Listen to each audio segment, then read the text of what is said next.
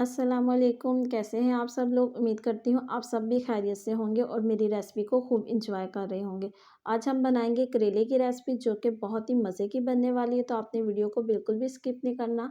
चलिए स्टार्ट करते हैं हम अपनी रेसिपी को। यहाँ बिस्मिल्लाहिर्रहमानिर्रहीम। सबसे पहले हमने यहाँ पे एक पैन लिया जिसमें मैंने 1 कप भर के ऑयल का शामिल किया और इसको अच्छे से गर्म कर लिया। अब यहाँ पे मैंने आधा किलो करेले लिए हैं जिसको मैंने नमक और हल्दी लगा के अच्छे से धो के खुशक कर लिया था। और इसको अब हम इस ऑयल में शामिल करेंगे और अच्छे से इसको फ्राई करेंगे।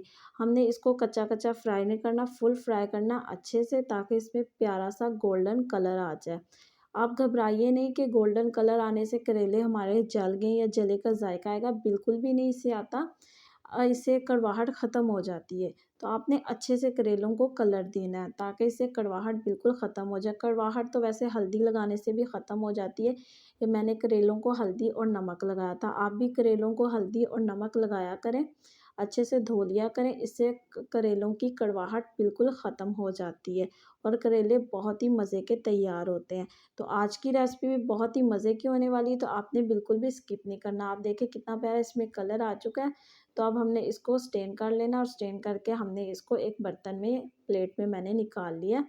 अब ये ऑयल जो बाकी बच गया इसको हमने रिमूव या ज़ाया नहीं करना।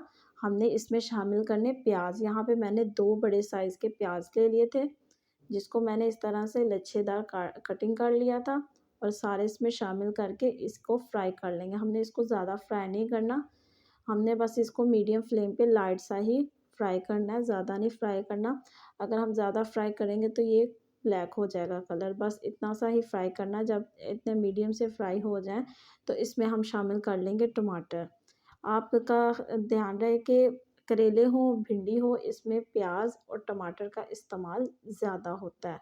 तो मैं करेले बना रही हूँ तो प्याज और टमाटर का इस्तेमाल भी ज़्यादा करूँगी। हम आम सालन में कम क्वांटिटी रखते हैं, तो इन सब्जियों में हमें डबल कर देनी चाहिए। तो अब मैंने यहाँ पे 2 बड़े लार्ज साइज़ के टमाटर धो के अच्छे से कटिंग कर लिए हैं। तो अब इसकी भी हम भुनाई कर लेंगे। और टमाटर में अच्छा खासा क्वांटिटी में पानी होता है, तो हमने इसका पानी रिमूव नहीं करना। साथ ही हमने स्पाइसेस शामिल कर देने ताकि इसी के पानी में अच्छे से भुनाई हो जाए। यहाँ पे आधा चम्मच मैंने हल्दी का ले लिया, यहाँ पे आधा चम्मच ही मैंने सुर्ख मिर्च पाउडर का ले लिया और यहाँ पे 1/4 चम्मच मैंने गरम मसाला पीसा हुआ शामिल किया और यहाँ पे आधा चम्मच मैंने खुशक धनिया पाउडर का ले लिया और यहाँ पे मैंने अदरक लहसुन का पेस्ट ले लिया 1 चम्मच।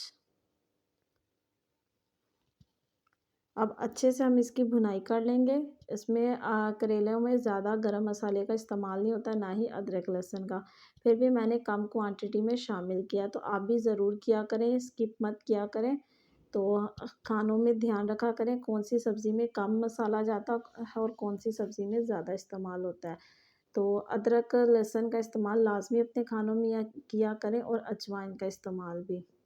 तो अब अच्छे से हम इसकी भुनाई कर लेंगे ताकि ये अच्छा सा प्यारा सा एक ग्रेवी की शक्ल में आ जाए। अब हम इसमें शामिल करेंगे 3 से 4 अदद बारीक कटिंग हुई सब्ज़ मिर्चें।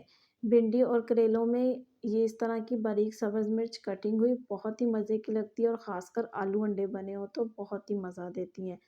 तो अगर आलू अंडे की भी रेसिपी आपको चाहिए तो मेरे चैनल पे मौजूद है, बहुत ही टेस्टी बने हैं। तो अब इस तरह से इसकी भुनाई कर लेंगे, इसका सब्ज़ मिर्चों का कच्चापन ख़त्म कर लेंगे हम। मैंने इन तमाम स्पाइसेस को लो फ्लेम पे फ्राई किया, यानी कि लो फ्लेम पे इसकी भुनाई की है तमाम मसाले की। तो आपने भी लो फ्लेम ही रखनी है, आपने ज़्यादा हाई नहीं करनी। तो यहाँ पे जो हमने करेले फ्राई किए थे अब इनको शामिल कर देंगे। अच्छे से इसकी भी हम मिक्सिंग कर देंगे। अच्छे से मिक्सिंग करने के बाद यहाँ पे मैं बेसन ले लूँगी। आप बेसन की भी क्वांटिटी अपने हिसाब से कम ज़्यादा कर सकते हैं। आप इस तरह से करेले बनाएँगे तो बहुत ही मज़े के तैयार होंगे। तो आपने भी ये स्टेप को ज़रूर फ़ॉलो करना। यहाँ पे मैंने 2 चम्मच बेसन ले लिया। बेसन में शामिल करेंगे हम 1/4 चम्मच सुरख मिर्च पाउडर का। अगर आपको ज़्यादा तीखा पसंद है तो आप इसमें ज़्यादा भी कर सकते हैं। 1/4 चम्मच इसमें मैं शामिल कर दूँगी नमक का और 1-2 पिंच यानी कि मैंने इसमें ले लिया है गरम मसाला। तो अब इसको पानी डाल के अच्छा सा एक प्यारा सा पेस्ट बना लेंगे। ये आप चेक कर सकते हैं, ये मैंने पानी शामिल करके पेस्ट बना लिया। सिंपल पानी मैंने लिया है और कुछ शामिल नहीं इसमें करना, और इस तरह से हमने इसको करेलों के ऊपर रख देना है। इस का सच में बहुत ही मज़े की रेसिपी तैयार हुई थी, तो आप भी एक मर्तबा ज़रूर ट्राई कीजिएगा। इस तरह से ये बेसन के पकोड़े से बना के हमने इसके ऊपर रख देने और इसको ढक के रख देना है। स्टीम में ये खुद ही बन जाते हैं और बहुत ही मज़े के लगते हैं करेलों के साथ।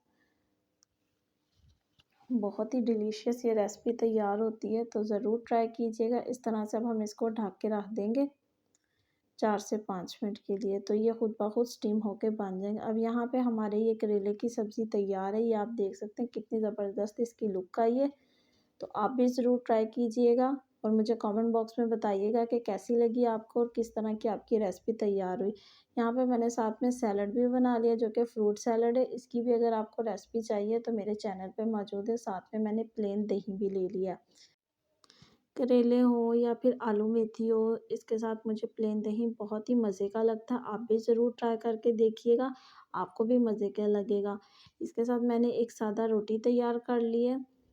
रोटी के साथ हम इन करेलों को दे चेक करेंगे। आप देखिए कितने मज़े की, इस तरह से देखें, ये जो हमने बेसन का पेस्ट बना के शामिल किया था, इस तरह से ये स्टीम में खुद ब खुद पक जाता है और बहुत ही मज़े का करेलों के साथ लगता है। तो इसी तरह से लगता है जैसे हमने गोश्त इसमें शामिल किया, बिल्कुल गोश्त जैसा जायका इसमें आता है।